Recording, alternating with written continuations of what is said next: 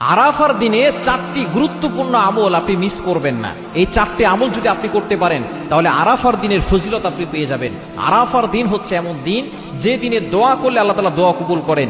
আরাফার দিন হচ্ছে যত দিন আছে বছরের ভিতরে সর্বশ্রেষ্ঠ দিন হচ্ছে এই আরাফার দিন। জিলহজ মাসের 9 তারিখ, এই জিলহজ মাসের 9 তারিখে সকল হাজী সাহেবরা দেখবেন আরাফার ময়দানে চলে যায় এবং সেখানে তারা আল্লাহর কাছে দোয়া করে।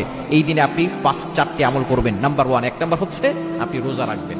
কেননা নবী সাল্লাল্লাহু আলাইহি ওয়াসাল্লাম জানিয়ে দিয়েছেন, ইন্নী আহতাসিবু আলাল্লাহ, আমি আল্লাহর কাছে ধারণা করছি, সিয়ামু ইয়াউমি আরাফা, যে ব্যক্তি আরাফার দিনে রোজা রাখবে, ইন্নী আহতাসিবু আলাল্লাহ আইয়ুকাফিরা সানাতাল্লাতী ক্বাবলা ওয়াস সানাতাল্লাতী বাদা, তার পূর্বের এবং পরের 1 বছরের গুনাহ আল্লাহ তাআলা ক্ষমা করে দিবেন। কেন মাজিদের আপনি কল্পনা করতে পারছেন? আপনি একটি রোজা রাখবেন, আপনার 2 বছরের গুনাহ আল্লাহ তাআলা ক্ষমা করে দিবেন। নাম্বার 2, দ্বিতীয় নাম্বার হচ্ছে একটি দোয়া পড়বেন, লা ইলাহা ইল্লাল্লাহু ওয়াহদা লা শারীকা লা লাহুল মুলকু ওয়া লাহুল হামদু ওয়া হুয়া আলা কুল্লি শাইইন কাদির। এই দোয়াটা বেশি বেশি করে পড়ার চেষ্টা করবেন।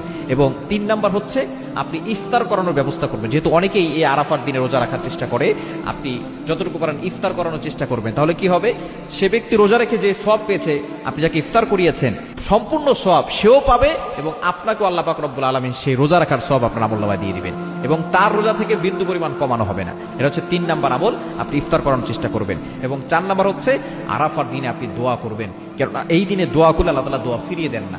আপনি আল্লাহর কাছে যা চাইবেন আল্লাহ পাক রব্বুল আলামিন সেটাই কবুল করবেন। সুতরাং আরাফার দিনে এই 4টি আমল কখনো মিস করবেন না।